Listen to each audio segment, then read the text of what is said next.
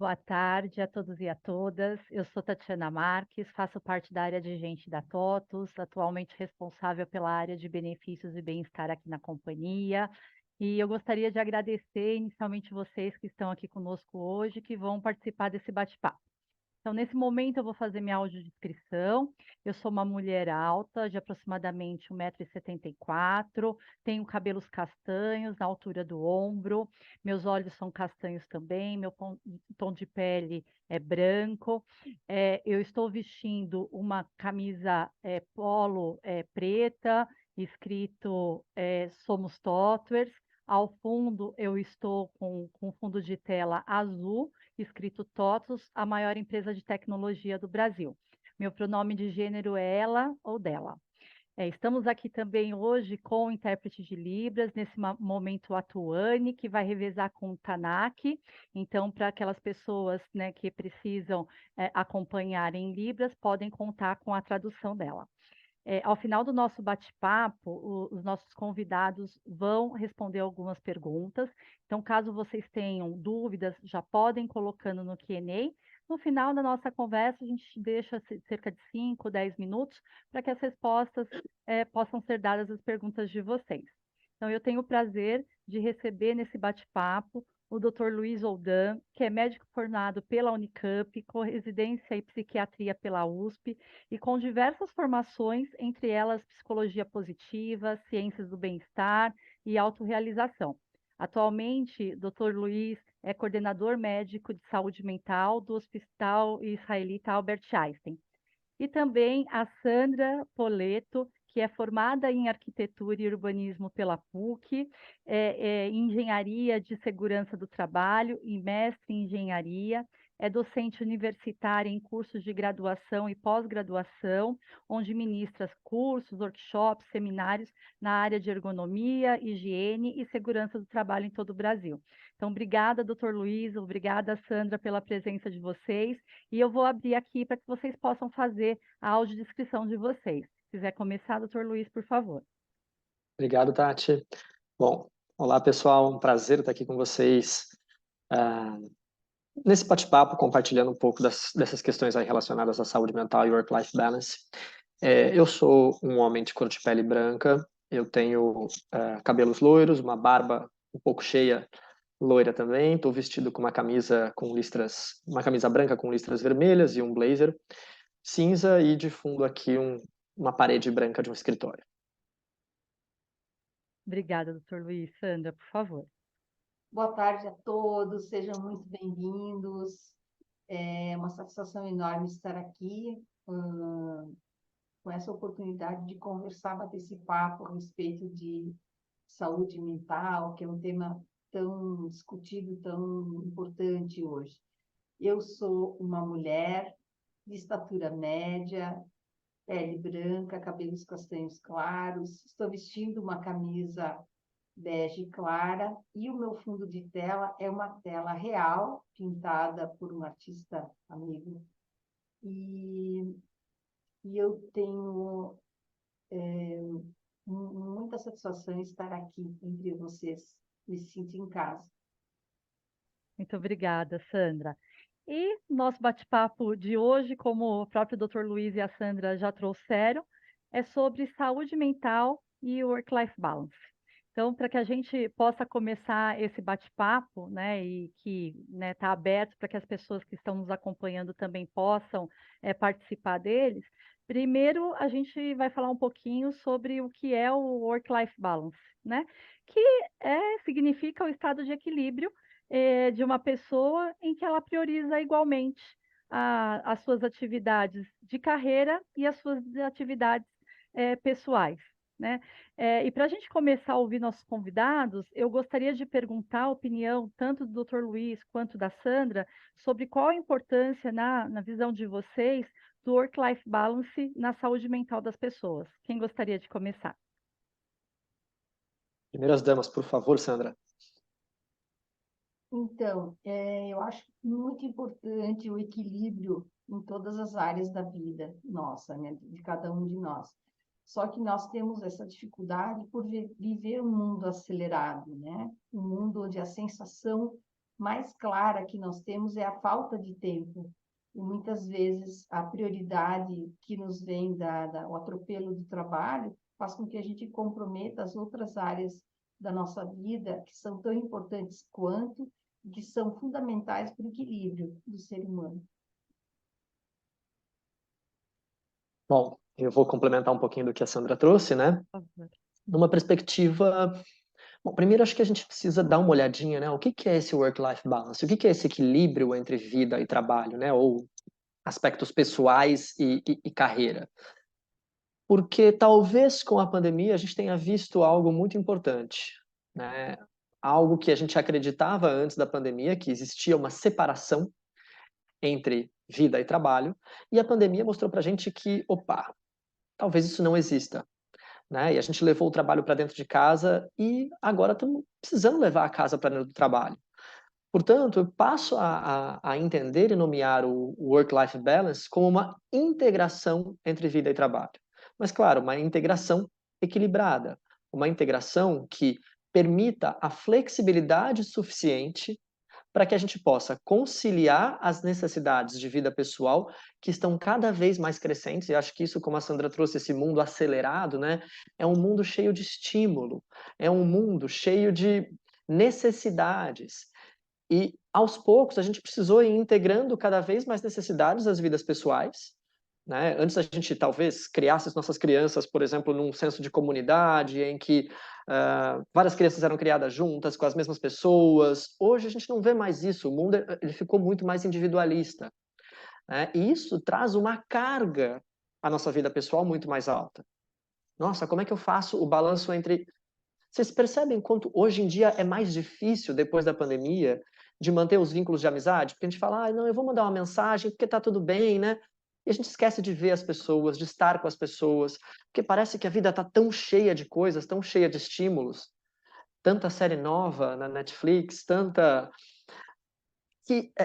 opção, tanta escolha, que a gente começa a ficar inseguro, primeiro em relação às escolhas, e segundo, além de inseguro, a gente começa a ficar em dúvida em relação ao que a gente está fazendo, né? E isso vai trazendo um aumento de angústia, um aumento de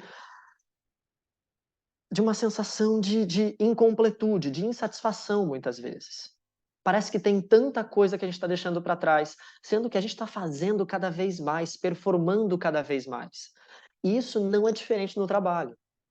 No trabalho é a mesma coisa. Parece que cada vez surge uma função nova, uma responsabilidade nova, uma tarefa nova, um backlog novo. E aí? Até onde vai? Qual que é a prioridade? O que eu preciso fazer? O que eu tenho que dar conta? E, aliás, falando aqui na TOTUS, a maior empresa de tecnologia do Brasil, né? O que a inteligência artificial pode dar conta no meu lugar? E eu posso despriorizar do meu backlog pessoal do trabalho. Esse equilíbrio entre vida e trabalho, ele inclui essa percepção de que a gente precisa melhorar as nossas condições de escolha, de prioridade, e saber o que despriorizar sem que isso cause tanta frustração, tanto sofrimento. Aprender um pouco a abrir mão de algumas coisas. Abrir mão de algumas coisas no trabalho, abrir mão de algumas coisas na vida pessoal, para que possam caber todas as coisas que são importantes. Então, eu vejo esse work-life balance um pouco nesse sentido. Como é que eu faço para caber na minha rotina tudo que de fato é importante? Doutor, e uma pergunta com relação a isso. Como fazer essa seleção do que é Ui, importante e do que pode ser despriorizado? perfeito, Tati. Eu vou colocar aí para a Sandra dizer um pouco sobre isso também e depois eu posso complementar. Veja assim que o grande segredo é a gente investir na nossa afetividade, nas nossas emoções, aquilo que realmente nos move como ser humano, dentro do que nós entendemos ser essencial para cada um de nós. E as nossas emoções é como se fosse uma conta bancária. Eu vi essa comparação e achei muito legal, onde a gente precisa enxergar o que é essencial e nos dar muitos presentes, que são aquelas pequenas coisas que nos fazem bem, que deixam o nosso dia diferente, né? dar atenção, tomar um café com um amigo, fazer uma atividade de esporte que nos atraia, ou uma atividade cultural que faça bem para o nosso ser, porque a gente não vai dar o melhor, o nosso melhor, no trabalho ou em qualquer outro aspecto da vida, se nós não estivermos felizes conosco mesmos, né? De bem com a gente mesmo. Então, eu acho que essa essência, buscar voltar para essa essência é muito importante para cada um de nós. E nós somos únicos, né? Individuais. Então, o que pode ser bom para mim, para eu, Sandra, me deixar bem feliz e em alta, pode não ser para o outro. Então, respeitar também as individualidades e esse olhar mais humano é o que nós precisamos buscar dentro das organizações também, que os líderes, né, as empresas, na sua cultura, tragam esse novo aspecto aí. Aí a nossa conta bancária cheia é como depositar o dinheiro, né? Nós temos as reservas. Para a hora que vier uma frustração ou qualquer problema pessoal ou no trabalho, a gente ter como descontar e não se aborrecer e achar que a vida vale muito a pena. Estar feliz com isso, estar realizado com isso. Doutor Gustavo. Doutor Luiz Gustavo. Boa.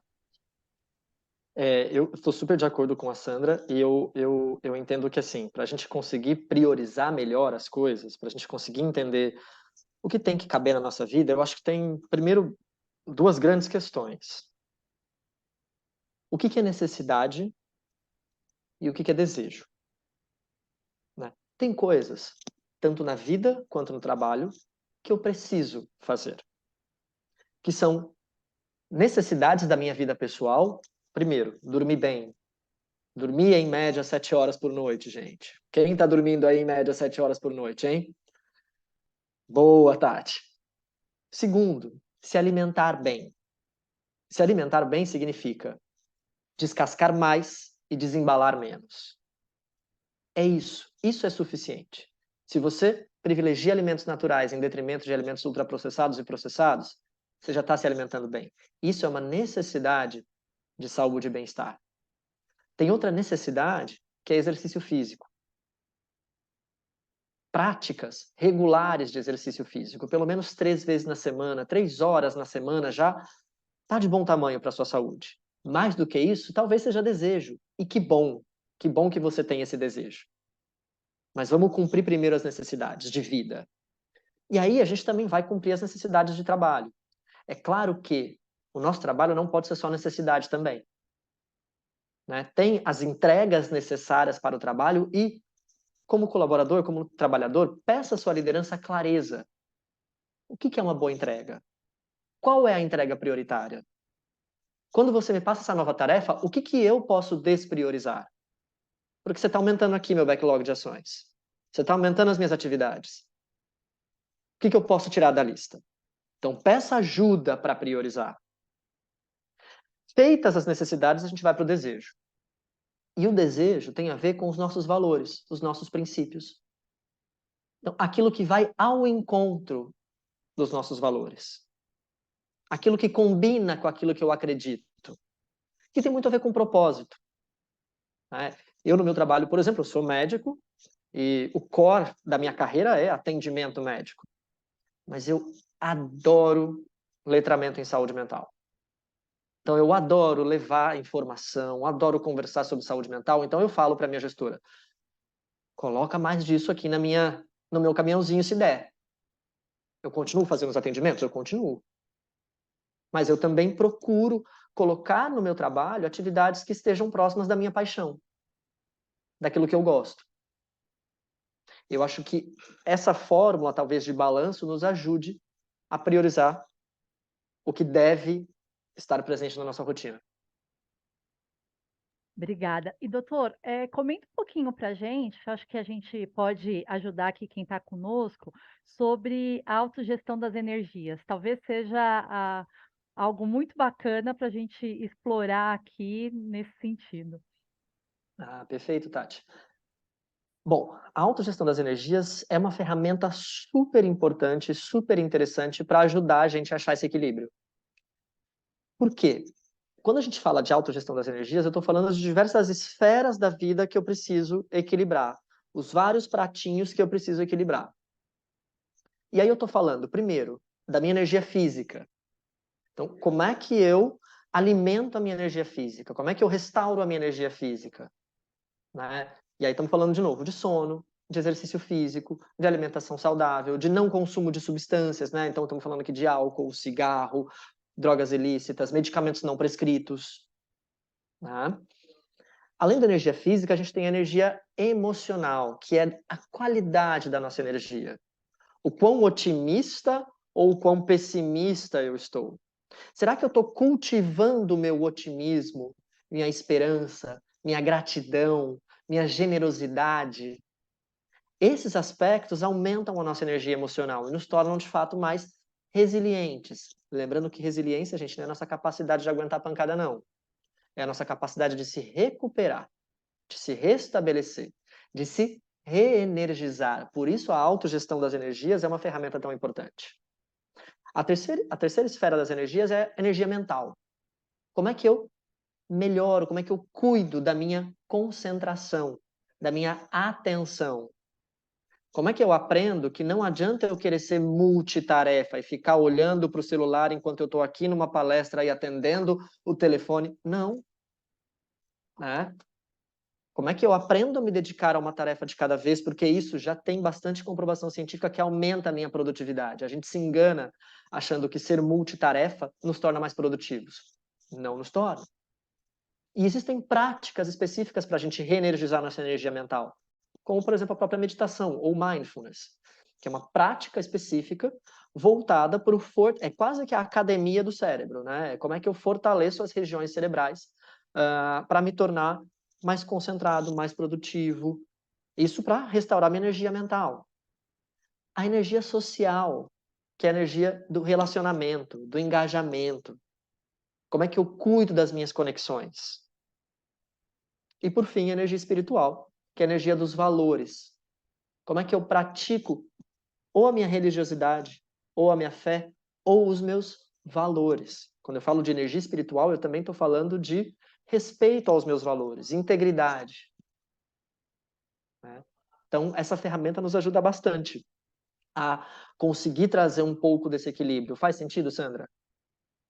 Faz todo sentido, né? Porque a gente se engana quando pensa que a alta performance, ou aqueles profissionais top, né? Top de linha, os que são excelentes em tudo que fazem, só vivem do trabalho.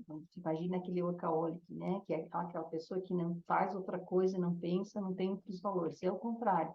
Está comprovado que o melhor desempenho vem daquelas pessoas que têm uma vida particular, fora do trabalho, tão interessante quanto, tão excelente quanto, tão eficaz quanto. Então, essa questão da busca do ser humano integral é muito importante. A gente não pode falar de qualidade de vida, a gente fala hoje muito de humanização do trabalho, de qualidade de vida no trabalho, sem falar de qualidade de vida das pessoas. E como o doutor Luiz falou, a pandemia nos ensinou muito isso, né? O home office nos mostrou, escancarou, né, essas questões de necessidades também fora do trabalho que nos fazem, trazem o bem-estar e o equilíbrio. E até se fala muito, né? Tem um autor que fala do hexágono vital, ele fala que a felicidade, que é o que todo mundo busca, está no equilíbrio de 6 pontos da vida, né? Então, o doutor já falou da dieta, da qualidade da alimentação, do relaxamento, do sono, das atividades interessantes. O que você faz por você que você adora? Alguma coisa, ou é culinária, ou é algum esporte radical, ou é música, teatro, alguma coisa fora da tua atividade profissional que você sinta muita vontade, que te empolgue para fazer. Isso é importante para o teu equilíbrio. As relações de amizade ou de que a gente tenha realmente confiança para poder chorar no ombro, né? Trocar ideias, extravasar, né? As nossas emoções. Então, isso é importante também para o equilíbrio, né? Então, são 6 aspectos e também atividades de lazer. Tem pessoas que não se permitem o lazer, né? Não se permitem, se sentem culpados. Nossa, eu estou perdendo meu tempo, vou fazer, né? Vou para alguma atividade que não seja focada em trabalho e se sentem com essa culpa. E isso é falta de equilíbrio. É importante a gente, na nossa vida, equilibrar e visualizar aquilo que precisa ser resgatado ainda. Eu Tati, se acho você me que, permite claro, por favor. um complemento rápido ao que a Sandra trouxe, né? A Sandra trouxe uma coisa muito interessante, né? Que os profissionais de melhor desempenho, isso a gente já tem bastante evidência científica, né? Os profissionais de melhor desempenho no trabalho são aqueles que também têm vidas, e não me entendam mal, mas vidas também muito interessantes. Interessantes no sentido, assim, de cheias de afazeres com sentido para aquela pessoa. E ao mesmo tempo que a gente tem isso, esse perfil que ela também citou do workaholic, mas que só pensa no trabalho, que não tem este equilíbrio vida-trabalho, é o perfil mais propenso a ter um burnout ou a ter outros tipos de adoecimento, né? Então, eu acho importante frisar isso também. E essa questão, né, até complementando, assim, a gente vê a questão da ansiedade, a questão da depressão, não é algo novo, né? Não é algo que veio com a pandemia. A gente já tinha estudos indicando, né, que o Brasil é um dos países mais ansiosos do mundo. A gente já tinha um direcionamento para isso.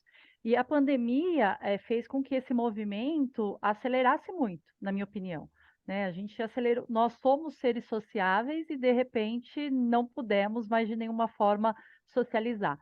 E passado esse período, a gente percebe, acho que existia um tabu muito grande, né, em falar do tema de saúde mental, em falar das suas emoções, em falar da humanização, era quase um crime que se cometia, especialmente nos ambientes corporativos. Acho que esse foi um ganho muito expressivo, né? Se teve o lado positivo dessa situação toda, talvez tenha sido esse, da gente poder estar aqui, por exemplo, falando desse tema, entendendo que isso, né, tem a ver com produtividade, tem a ver com também, né, com a saúde das organizações. E a minha pergunta vai muito nesse sentido agora, né? O que para vocês, qual que é a relação direta ou indireta da produtividade com o bem-estar das pessoas, dos colaboradores? A gente tem aqui nessa conversa, né, administradores, pessoas que são responsáveis por times, mas também pessoas que fazem parte de time. Então, acho que vale a pena a gente conversar um pouquinho sobre esse ponto de vista. Fique à vontade, quem quiser começar a comentar. Eu vejo que a produtividade ela tem que ser qualitativa, não quantitativa. Não é assim o número de horas que você dedica à tua atividade no trabalho, mas é o quanto eficaz o quanto você produz de forma eficaz aquele tempo que você tem dedicado. Porque quando você se concentra, quando você dá tudo naquele momento, desliga do resto, que é difícil, porque hoje nós vivemos num mundo cheio de estímulos, é o essencial. E para isso a gente precisa estar organizado. Essa organização individual é muito importante, porque muitas vezes as empresas criam mecanismos para ajudar os colaboradores, mas isso não adianta se cada indivíduo não tiver despertado para isso também, em fazer essa organização individual, em procurar esse equilíbrio, em fazer a sua parte. Então, eu vejo que cada grupo tem o seu papel e a soma disso é que vai trazer o resultado direto das empresas serem mais eficazes, mais produtivas, através desses times, né, dessas equipes também equilibradas. E eu acho que é um ganha-ganha. Eu concordo em absoluto com o que a Sandra trouxe, né? E eu acho que a gente pode ir até um pouco além. Primeiro pensar, né? Qual que é o impacto, então, não da saúde mental na produtividade, mas da falta de saúde mental na produtividade. Quando a gente olha por esse aspecto aí da escassez, né? E aí estou falando talvez então de também adoecimento mental, estou falando de depressão, de ansiedade, estou falando de burnout, entre outros transtornos mentais. Eles trazem um impacto econômico gigantesco. Por quê? As pessoas que vivenciam um transtorno mental sem o adequado tratamento e apoio, elas vão ter muito mais presenteísmo. O que é o presenteísmo? É o estar no trabalho sem conseguir produzir. É o estar no trabalho sofrendo com a doença. É o estar no trabalho sofrendo com a ansiedade.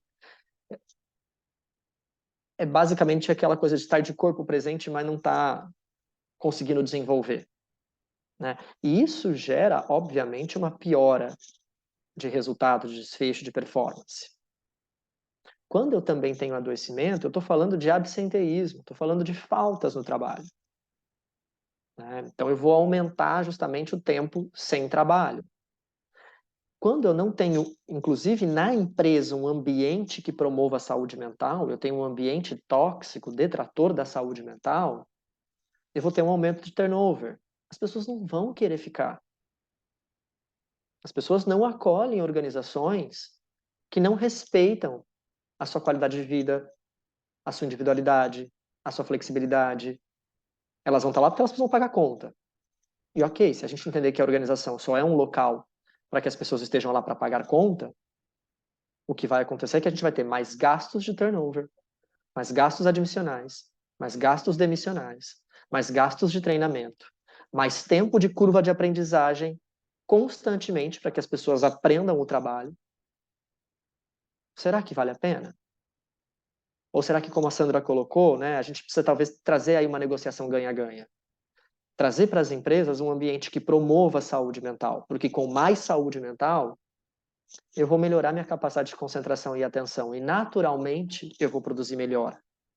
E melhor, como a Sandra disse, quer dizer não simplesmente mais, mas com qualidade melhor, né? Eu vou conseguir, aliás, eu vou conseguir não, eu vou faltar menos por um desejo, porque aquele ambiente é bom para mim. Aquele ambiente é gostoso para mim, eu vou querer ir para o trabalho, porque ele faz sentido para mim. É claro que o trabalho tem sofrimento inerente, né? Se a gente pudesse escolher exatamente tudo no trabalho, talvez a gente não fizesse exatamente aquilo que a gente faz. Então tem, como eu coloquei lá no começo, necessidades. Mas ainda, além dessas necessidades, o que mais que tem nesse trabalho? Quem são as pessoas que estão nesse trabalho? Que estão lá com você? Qual que é o impacto desse seu trabalho na sociedade? Né? Quando você olha para aquilo que você está fazendo, aquilo está mobilizando a quem? Aquilo está trazendo benefícios para quem? Eu brinco um pouco, né? Vou falar aqui, vou dar um exemplo de RH, né? RH preenche muita planilha, né? Que vai ter que pagar o salário, tem que isso, tem que calcular aquilo, tal. E às vezes preencher a planilha é meio maçante. Mas quando você está preenchendo aquela planilha e você pensa, bom, isso aqui é super importante, porque o meu amigo do setor tal, ele vai receber o salário certo no dia certo, ele vai poder pagar as contas e sustentar os filhos. A outra fulana da outra área também vai conseguir tirar as férias no momento certo, porque eu estou ajudando ela neste processo e ela... Pô, isso muda seu trabalho. Isso muda o intuito, a intenção do trabalho, a presença no trabalho, né? E claro, não existe saúde física sem saúde mental. Se eu não cuido da minha saúde mental, eu adoeço fisicamente. A gente já tem estudo suficiente mostrando que quem não cuida da saúde mental desenvolve mais hipertensão, diabetes, cânceres. Ou seja, eu vou adoecer mais fisicamente e aí como é que eu vou produzir? É muito evidente essa relação. E já tem trabalhos, por exemplo, da OMS, que mostram que o investimento em programas de saúde mental gera um ROI, né, um retorno deste investimento da ordem de 1 para 5. A cada $1 investido, um retorno de 4 a 5 dólares. Em termos de produtividade, redução de absenteísmo. Então, isso já está muito, muito claro. Acho que por isso é tão importante que a gente invista de fato e entenda essa relação entre saúde mental, saúde física e produtividade. Bacana. E aí, pegando essa sua fala, como que a gente pode, como empresa, né, como organizações, promover a saúde mental nos nossos ambientes? Eu acho que é muito importante ter momentos de escuta, né, dentro das empresas, deixar claro as tarefas e também fazer com que as pessoas entendam que nem tudo que está para o nosso as nossas atividades do dia a dia a gente gosta. Então existem atividades dentro da nossa jornada, dentro de cada setor da empresa, que a gente gosta mais e que é aquelas que a gente, né, se sente obrigado a fazer. Então, eu vejo que as empresas têm esse papel de escolher o perfil, né, de colocar a pessoa certa no lugar certo, porque nem todos nós temos habilidades para tudo. E quando a gente quando são usadas as aptidões individuais de forma correta, o mais adequado, o mais próximo do que te realiza, tudo dá certo, né? Tudo flui de uma maneira diferente. Hoje, as somatizações, como o doutor Luiz estava falando, que são os adoecimentos físicos, mas que têm uma ordem emocional por trás, um desajuste, é o que mais acontece nas empresas. E eu vejo que a questão do perfil humano, já na seleção no colaborador é fundamental, ou fazer ele mesmo enxergar aquilo que é mais importante para ele em termos de realização pessoal e profissional. O que nem sempre é fácil, né? Porque às vezes a prioridade é pagar as contas mesmo, e aí a submissão, a gente se submete a fazer um trabalho, porque é a única oportunidade que apareceu, e vai ter esse sofrimento, né? Pelo próprio desajustamento daquilo que é a vontade individual do colaborador e aquilo que ele achou como vaga para poder estar empregado, né? Estar trabalhando. Então, eu vejo que é desafiador, mas é importante que as organizações tenham o seu olhar humano, né? De perfil, de aproveitamento das equipes, de reestruturação e ouvir. Os espaços de escuta são muito importantes, porque aí nesses brainstorms, né, onde a gente tem realmente o feedback da equipe como um todo e até a visualização daquilo que pode ser ajustado e trazer benefícios para todos, né, para os indivíduos e para as empresas. Obrigada, Sandra. Quer complementar, doutor? Vamos lá. Aproveitando o que a Sandra trouxe, né, eu diria também que promover saúde mental no ambiente de trabalho significa, primeiro, aumentar ou estimular os fatores de proteção à saúde mental. E segundo, reduzir os fatores de risco do adoecimento. E aí, como é que a gente faz isso? De pano de fundo, a coisa básica para se começar é oferecer segurança psicológica dentro do ambiente de trabalho. Segurança psicológica ela é essencial para que as pessoas possam se expressar como realmente são e correr riscos interpessoais no ambiente de trabalho, sem medo de punição. Isso não significa extinguir demissões ou extinguir... Não.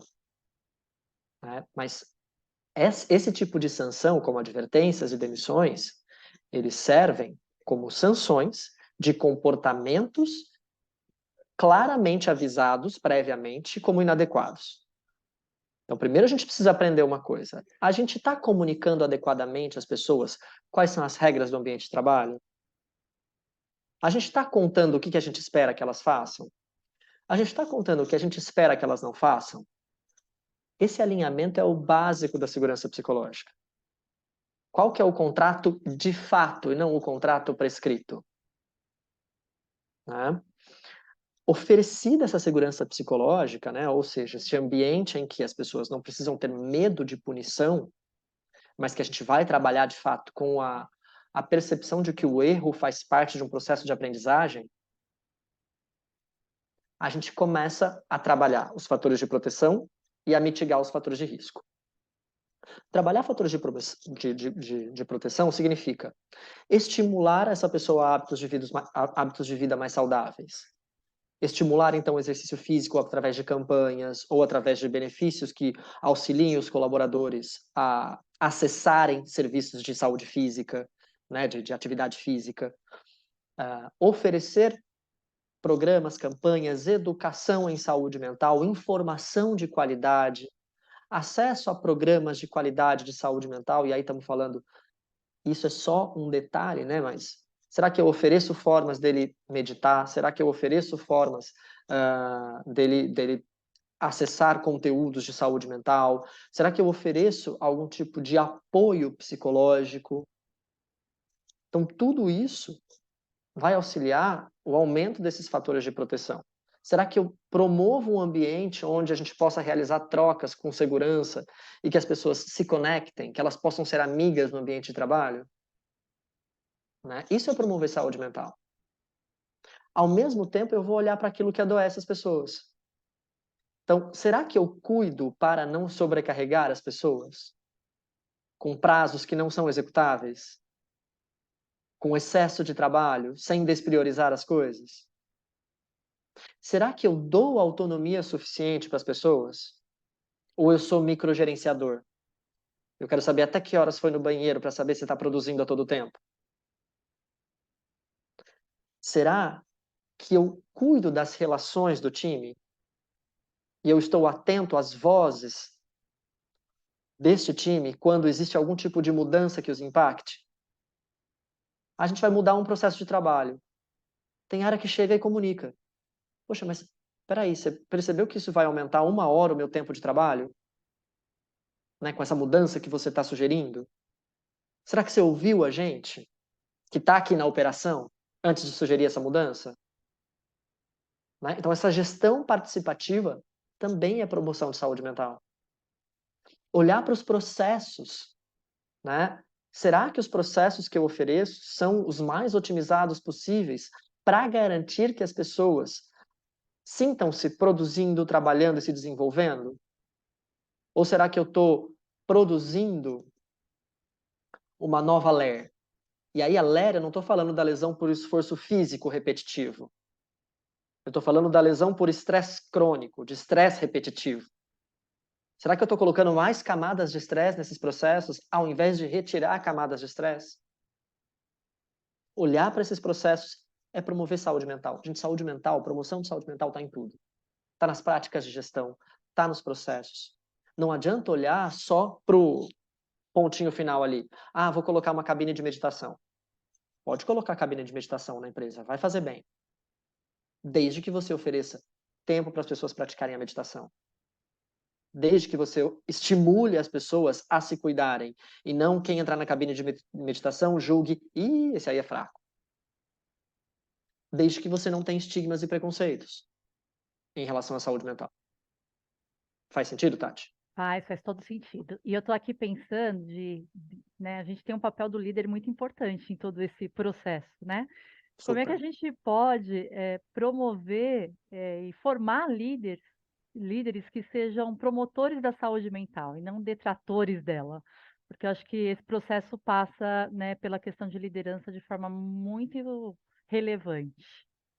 Eu vejo que um dos fatores de risco mais elevados que tem é exatamente a liderança, a alta gestão, os coordenadores de grupos não serem bem preparados, ou não terem um equilíbrio, uma flexibilidade, uma empatia, né? Uma conexão com a equipe. E os maiores problemas que eu já vi em empresas vieram exatamente na mudança de gerência, né, na mudança do líder, e uma reação imediata do grupo, né, de trabalhadores com relação a retaliações, enfim, precisa ter, realmente, nós prepararmos pessoas para liderar, que estejam conectados com isso, com o tratamento humano, com a conexão, enfim, que tenham esse olhar empático, né, para o problema, se coloquem no lugar do outro, ou não criem mecanismos que não engajem, né, que afastem ou que desequilibram, quando há um desequilíbrio na equipe, né, que aparece de várias formas, né, desde absenteísmos, desde acidentes, solicitação de auxílio doença a mais, né? Eu já vi empresas que na mudança de um gerente, a reação do grupo foi instantânea. nesse sentido, nesse aspecto negativo. E o contrário, às vezes muda o tipo de gestão, o tipo de líder muda e o desempenho explode, né? Então, a gente vê isso muito em empresas de 2, 3 turnos, quando você compara que são as mesmas atividades, a mesma remuneração, é tudo igual. O que muda só é o líder. Né? Então, você vê equipes altamente produtivas e outras não, em função da resposta direta com a questão relacional. E isso é fundamental nas empresas ser observado, ser tratado. E aparecem muito somatizadas e também no resultado de produtividade. Né? Isso é realmente muito real. E complementando o que a Sandra trouxe, né? A gente vem de uma era muito técnica. Nós aprendemos ao longo dessas últimas décadas todas a sermos técnicos impecáveis. Né? Então, para a gente trabalhar numa boa empresa, você tem que saber a parte técnica. Tem que saber os passos para chegar. Então, vou dar um exemplo aqui do hospital. Né? Aqui são ótimos médicos que sabem tecnicamente o que fazer. Imagino que aí na TOTUS, ótimas pessoas que saibam de tecnologia e que entendam e que descubram programações e tal. Mas será que a gente, ao longo dessas décadas, ou ao longo da nossa vida, já foi preparado para ter habilidades socioemocionais? E eu diria até um pouco mais, né? Parece que ao longo dessas décadas, com toda essa preocupação técnica que faz todo sentido, a gente deixou de lado e desaprendeu habilidades socioemocionais. A gente vem vivendo uma era de polarização cada vez maior, de redução do diálogo, de redução da ponderação, da sensatez. E a gente precisa voltar para esse momento. A gente precisa voltar a treinar essas habilidades de diálogo, treinar essas habilidades de comunicação, treinar as habilidades de destreza social. E isso não é um treinamento técnico. É um treinamento adaptativo. Eu preciso vivenciar, eu preciso experienciar, eu preciso experimentar. Então, infelizmente, treinamentos de habilidades socioemocionais não vão caber na trilha corporativa. Eles vão além. Eles vão ser feitos em rodas de conversa, eles vão ser feitos em simulações, eles vão ser feitos em outros ambientes que nos levem à aquisição dessas habilidades adaptativas e não somente técnicas. Mas a gente nunca foi preparado, a gente precisa ser preparado. Porque senão a gente também coloca na liderança uma carga que ela não vai dar conta. O que acontece quando você dá um desafio e não prepara a pessoa para o desafio? Catástrofe. Né? Então, se a gente quer que as lideranças atuais promovam saúde mental, a gente precisa ensiná-las a promover saúde mental.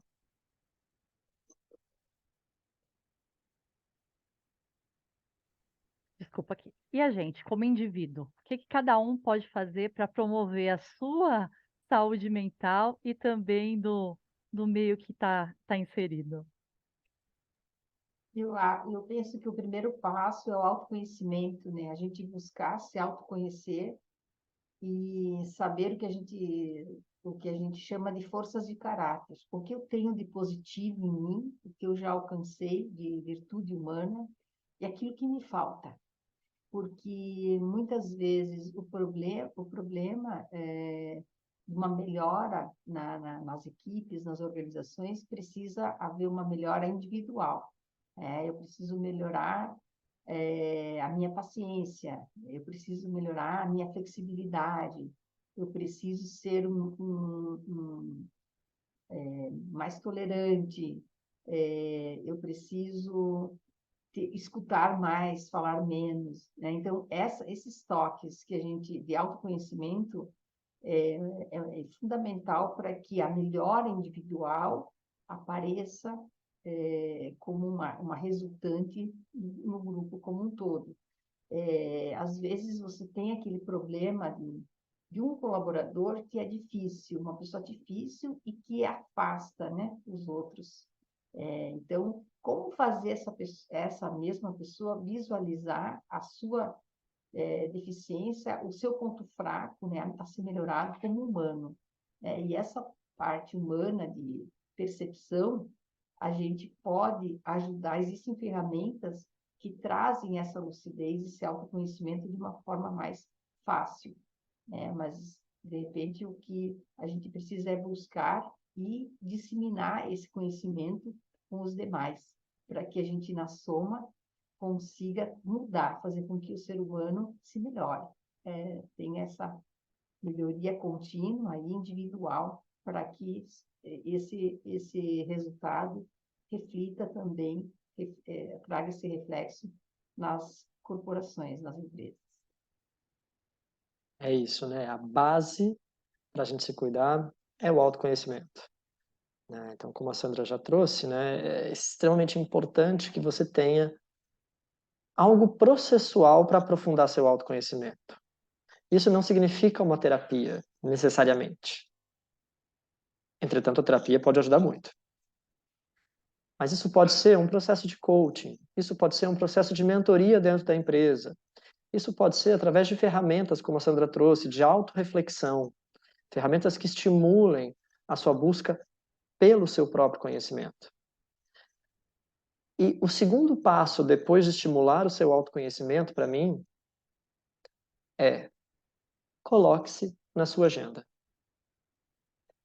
Abre a sua agenda, não sei que ferramenta você usa de agenda. Se não usa nenhuma ferramenta, passe a usar, porque é importante você visualizar a sua rotina. Mesmo que seja o analógico aí, o papelzinho.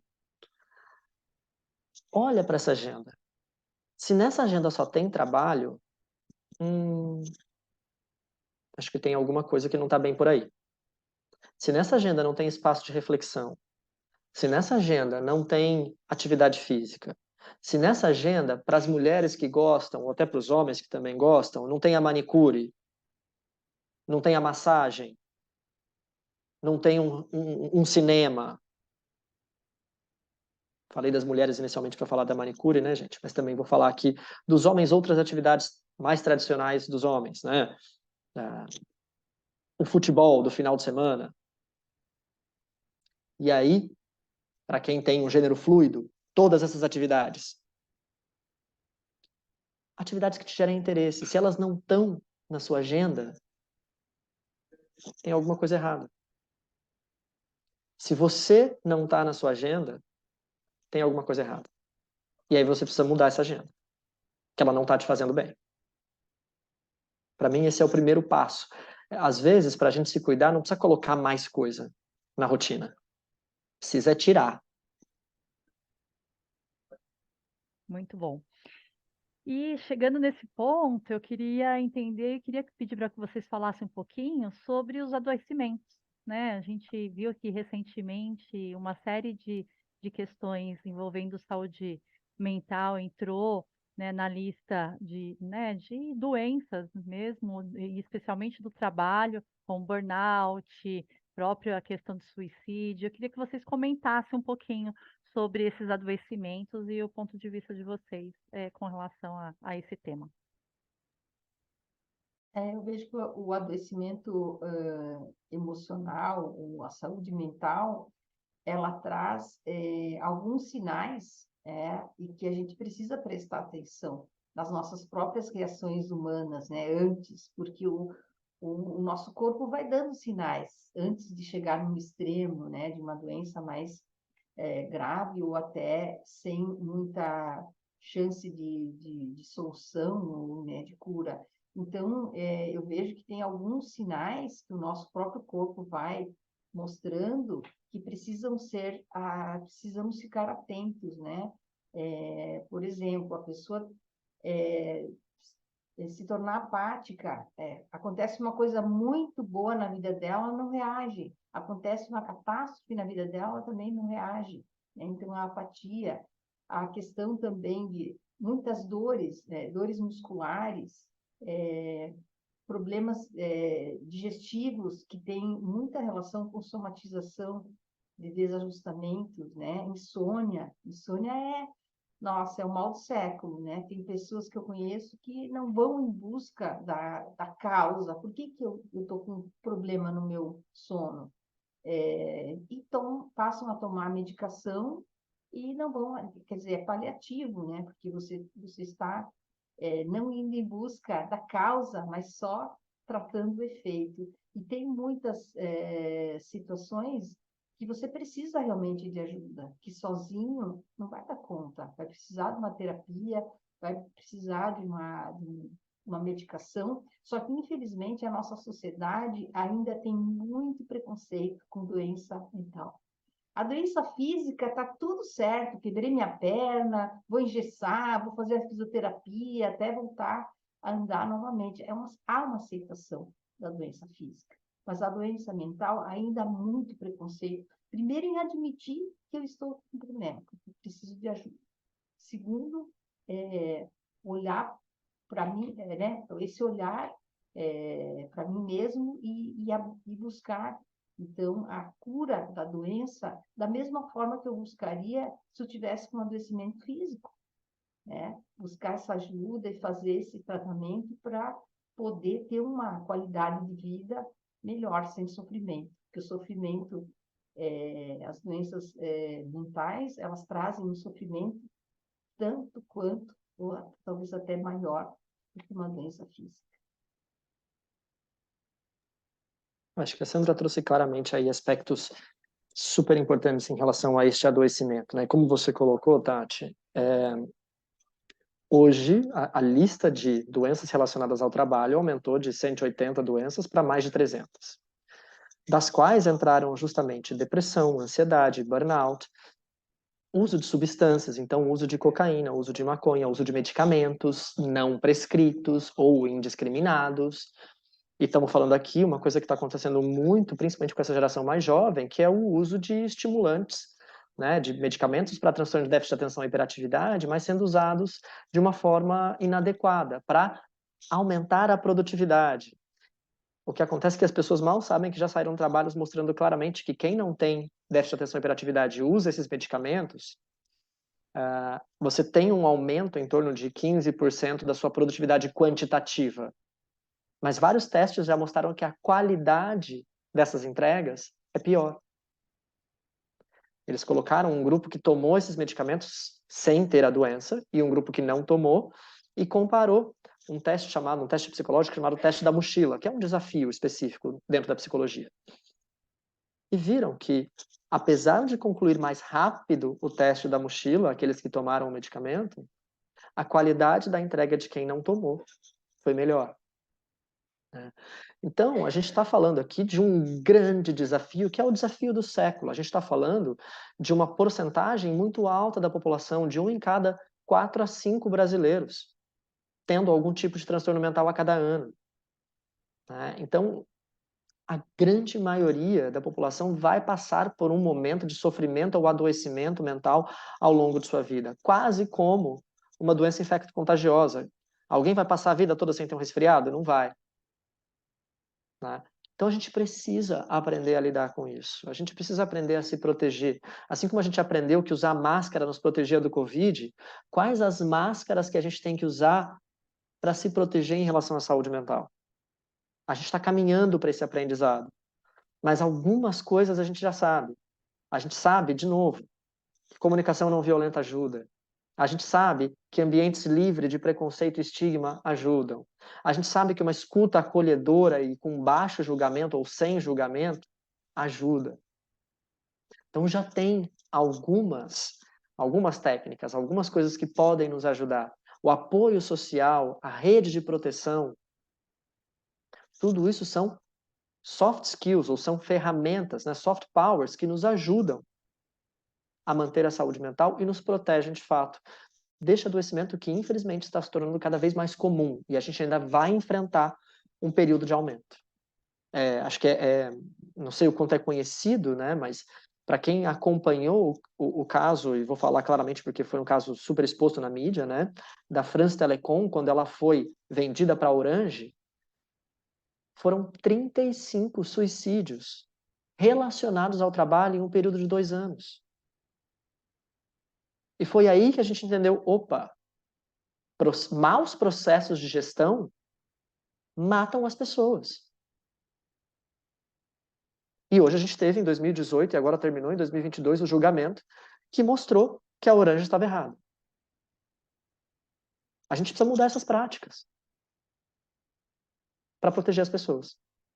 Muito bacana. Eu acho que a gente ficaria mais umas 2 horas debatendo esse assunto, que tem muita coisa ainda para ser tratada, mas a gente está chegando no tempo. Eu queria, até pelo compromisso que a gente assumiu no início, se alguém tiver alguma dúvida aqui, quiser fazer alguma pergunta, por favor, o Q&A. Vou dar uns segundinhos para ver se a gente tem alguma contribuição. Se não, já vou agradecendo o tempo de vocês, esse bate-papo. Obrigada, né, por estarem com a gente nessa agenda de hoje. Obrigada por quem nos acompanhou aí ao longo dessa 1 hora. Acho que é um tema muito interessante, importante e necessário, e que a gente possa ter outras oportunidades para debatê-lo. Nós não temos perguntas, então acho que é só agradecimento, falando que foi ótimo. E de novo aqui, muito obrigado, uma boa tarde e até a próxima. Tchau, tchau, pessoal. Um Obrigado pelo abraço, espaço. até logo. Tchau, tchau. Obrigada. Tchau, tchau.